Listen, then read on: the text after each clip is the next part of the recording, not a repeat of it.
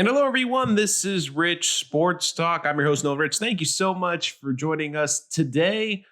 The preseason is over, ladies and gentlemen. The Jets go undefeated 3-0 or 2-0-1, undefeated, however you want to score the end of that game with, of course, the Hail Mary from James Morgan to Ibayo in the end zone, the tight end. Jets get the 2-point conversion. I mean, there's been more excitement with the Jets in this preseason than there was all of last year. I mean, let's be honest. So at least for a Jet fan, this year isn't going to be great, but at least you have something to watch. You feel like the product's going to be better. There's going to be some excitement. And let's be honest, the third preseason game is a lot like the fourth preseason game. This is a lot of guys that are just trying to make the roster. Jets sat their stars, especially after the downpour in the game, which I thought was the smart move. Protect these starters, especially after all the injuries that they've had already. There's a lot to talk about, and to me, a lot more off the field to talk about, but I'll get to that in a minute. Some quick thoughts from the game. The Jets are really putting their identity out there, which I think is a great thing. Last year, I didn't think this team had any identity. But I'll tell you this, I think the Jets, you're going to see them run the football very well. I'm worried about the pass protection of this offensive line, but the ability to run block, even with the backups, this offensive line can move people. They can open up some running lanes. And the Jets, they have some depth at running back right now. They might have an A-plus running back, but they got some depth. They got some nice guys. Ty Johnson just running over people last night viciously. That was one thing I liked. And even on the defense, am I concerned about the pass defense? Obviously, even with a lot of the backups in last night, you could tell that there were some breakdowns. But you can see that this team has an identity. They want to be hyper athletic. They want to be faster. That's why you saw them draft those safeties and convert them into linebackers. And the kid Sherwood from Auburn, I think he could be a player. We're probably going to see him a lot, especially early after the injury to Davis and the linebacking core. Man, it was funny with Sherwood because there was a couple plays he made last night. You can see the athleticism. And there were two times he flew, looked like he was going to make a great tackle and couldn't finish the play. But once again, these are rookies. The Jets have one of the youngest rosters in the NFL. They're going to be growing pains. And the hard part, too, is you didn't see a lot of the guys you were excited about. Elijah Moore, you didn't see in the preseason. Elijah Vera Tucker, you didn't see in the preseason. He's going to be a big staple on the offensive line. So you have to keep in mind that you haven't seen everyone yet. There's going to be growing pains with this team. But I do think you're seeing better athleticism on this team. They have an identity on both sides of the football. And I do think that you've seen that, especially with the kids that Joe Douglas has drafted, it looks like he's found some talented football players. I mean, right now, my favorite third-day pick is Hamza Nasruddin. He's looked really good at the linebacking position, especially getting to the ball. He looks like he could be a guy that could be a steal in this draft and could be a starter throughout the duration of the season. If you're getting stars in the 6th round, that's a great draft. I mean, you're seeing the athleticism especially. So it looks like this draft looks pretty good, even though a couple of these guys, like Ebo, the undrafted free agent tight end, Jonathan Marshall, the defensive tackle, likely with the depth at those positions are going to be practice squad guys. James Morgan's going to be a very interesting decision. I think the Jets are going to try to stash him on the practice squad. I don't think anyone's going to take him. Personally, at this point, if the Jets had to pick between two guys, and really this is what the last preseason game about, is making the decisions on the build of the roster. Personally, I would take Josh Johnson over Mike White. Even if Mike White is maybe a touch better player, I don't really see that much of a difference between the two, but I want a guy with experience with Zach Wilson.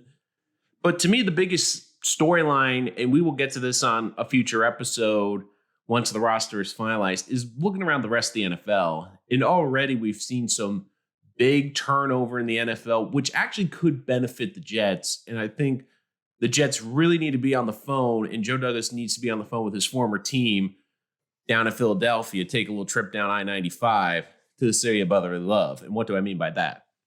Well, the big news on Saturday is that the Eagles have traded for Gardner Minshew to complete directly with Jalen Hurts. Now, this can give the Jets two options as a backup quarterback, and both I think are good. I think one's slightly better, but the easy answer now is Nick Mullins, because Nick Mullins was released in order to open up a roster spot for Gardner Minshew. Mullins was a former quarterback in San Francisco, under Shanahan, in this system.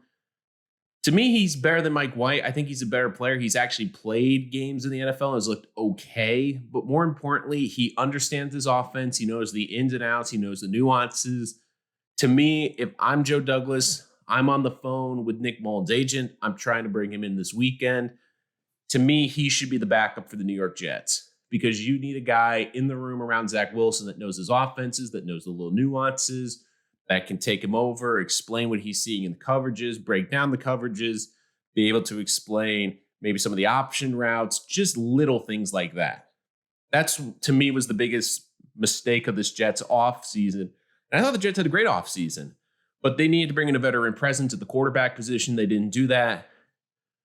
But they also could go another route, and they could get actually a better player who might not know the scheme as well, but in terms of talent and in terms of experience and in terms of knowing guys on the team, could be better fit, and that's Joe Flacco. Now, at the time of this recording, Joe Flacco is still technically on the Eagles. And I'm going to be fascinated to see what the Eagles do, because to me, it doesn't make a lot of sense to keep Flacco, because you have two young quarterbacks that are hungry and want the position. And with the limited roster space, they're going to have to carry three quarterbacks if they keep Flacco. Now, what they might do is try to keep Flacco the first couple of weeks to stabilize it, to be a veteran presence. Maybe try to trade him at the deadline to a quarterback needy team. But if I was the Jets, I'd also give Joe Flacco a call. I mean, look, he was a solid backup for this team last year. You can make the case he played better than Sam Darnold did. And while he might not understand the system, he's a guy that's won a Super Bowl. He's been in this league. And an interesting thing I thought about with Joe Flacco is that he could help Zach Wilson make the transition, not as much from an X's and O's and understanding the nuances of the system that they're going to be running. I do think he can help Zach Wilson break down a defense, handle the New York market, be a professional quarterback. But I thought if there's a quarterback in the NFL that could be a good mentor for Zach Wilson, an understanding of coming from a small college, because we forget that even though he was a first-round pick, Joe Flacco came out of Delaware. He came out of Delaware. So to me, BYU, yes, it's a bigger school than Delaware. Yes, Zach Wilson probably faced better competition at BYU and was bigger in the spotlight. But that's a transition going from a small school to being in a big market. And Baltimore is a big market. It's not New York, but it's still a big market.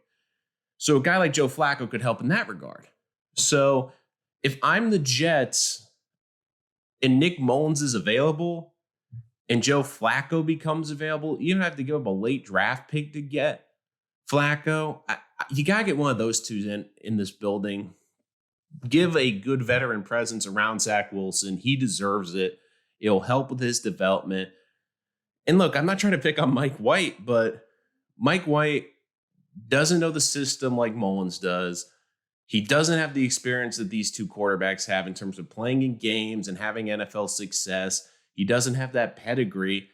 And if you somehow needed a spot starter, you feel like Flacco or at least Mullins can start a game or two and you have a shot in that game. If Mike White is your starting quarterback for any game this year for the New York Jets, just put a L in permanent marker, because there's no way they're going to be able to operate. So if I'm Joe Douglas, I'm being proactive. And another team I would give a call to would be the San Francisco 49ers, because not for the quarterback, but the Jets need pass rush help. And you're going to see, especially in San Francisco, they have so much depth on the defensive line that they're going to have to move on from some of these guys. not the big names, but maybe there's a good young player that Salah really likes that could fit in and be a good rotational pass rusher on this defensive line. And the Jets can go to them and say, look, we know you're probably getting rid of this guy. Instead of just cutting him and letting him go, we could give you a late 6th or 7th round draft pick so you get some compensation for him. Because if he hits the free agent market, now there could be opportunity with the Jets, and that makes the Jets somewhat attractive to some of these fringe players. But some of these fringe players might also be attractive to teams that are going to be competing for a playoff position. So that's the risk the Jets take if a guy goes to free agency. Because I know a couple of you are saying, well, why don't just let him go to free agency? I mean, the Jets, the nice thing about the Jets is it could give a guy an opportunity to play more. But some of these guys might want to win a championship or be on a team that could be competing. And they don't mind being a guy that maybe only gets 2 or 3 snaps a game as a defensive lineman, as opposed to maybe getting 10 to 15, sometimes 20 snaps with the Jets. So that's the thing you have to factor in. But it's going to be interesting because right now, especially with the way they have done this, which is now they don't have the full 2 weeks to get ready in terms of they have to get the roster down before that. But it's going to be a fascinating couple days to seeing how the Jets get down to 53, how they handle the IR spots with a couple of these guys. But to me, if you're a Jet fan, this is a time to really keep an eye on the waiver wire because I do think the Jets, I know Nick Foles has always been mentioned. Maybe he gets cut by Chicago and becomes a possibility. But Nick Mullins is on the market. If I was them, I'd try to be calling his agent today, trying to get that done. There's a lot of possibilities out there for this Jet team in order to improve. I mean, we forget John Franklin Myers was a cut. They were able to bring him in, and he's been a very good player. So there's an opportunity to find not an A-plus guy, but you might be able to find a decent starter for the secondary. You might be able to find a corner. You might be able to find a pass rusher as a rotational guy. And who knows, this might be an opportunity for the Jets to make a trade to get a starter on the defense. It will be tough to get a great pass rusher. I don't see Joe Douglas surrendering the high draft capital.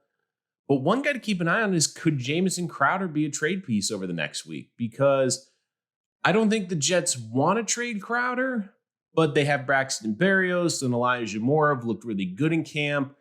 They have a lot of depth. And even though Denzel Mims isn't a great fit, I do think the Jets would rather have him get an opportunity, see what he can do, especially because he's going to be under contract the next 2 or 3 seasons with the team. And look, Crowder, the Jets restructured his deal so he could be on the roster under a 1-year contract. He's gone after this year. And to me, I don't see the Jets really re-signing him. So if a team that needs a receiver or values a great slot receiver comes along and offers the Jets a decent draft pick, but more importantly, if a team comes along and saying, well, we might be cutting this guy, but for the Jets, he's probably a starting corner, maybe a rotational pass rusher that they could use. Heck, with the linebacking injuries, maybe they could get a decent linebacker that a team was probably going to move off from, and they could move Crowder again or Crowder in a pick to get a solid starter somewhere. Maybe a tight end. Maybe the Eagles, maybe for the Eagles, Zach Ertz, it's not working. He wants to move. They want to move him. Maybe the Jets say, all right, we know you might want more receiver depth or veteran. What if we gave you Jamison Crowder and a late pick for Ertz? That could be something, because then the Jets improve their tight end position to help build up Zach Wilson. That could be a possibility. I mean, tight end is a position where you look at the Jets depth chart right now, you're going, it's not that great. Maybe there's a tight end that a team is going to get rid of because they just don't have the depth, or maybe there's a team that needs a receiver or values a receiver more than a tight end, and the Jets can make that move. So there's a lot of things that could happen before this roster is finalized, and we will be with you every step of the way, and we will break down the final 53 when that day comes, only here on Rich Sports Talk. Now, remember, if you're new, you're going to want to hit that subscribe button because you're not going to want to miss any of our New York Jets content. for the upcoming 2021 season. And of course, if you're a subscriber, hit that like button. Let's get trending. Let's try to get more Jet fans involved and bring them into our community. And of course, write down in the comments what you think, who you would like to see the Jets potentially go and get in this time period of roster movement. What quarterback would you like to see back up? Are you fine with Mike White? Do you want Nick Mullins? Do you like Joe Flacco? Would you prefer Nick Mullins over Joe Flacco or vice versa? Is there a player you'd like to see maybe the Jets go after and package Jamison Crowder, go get them?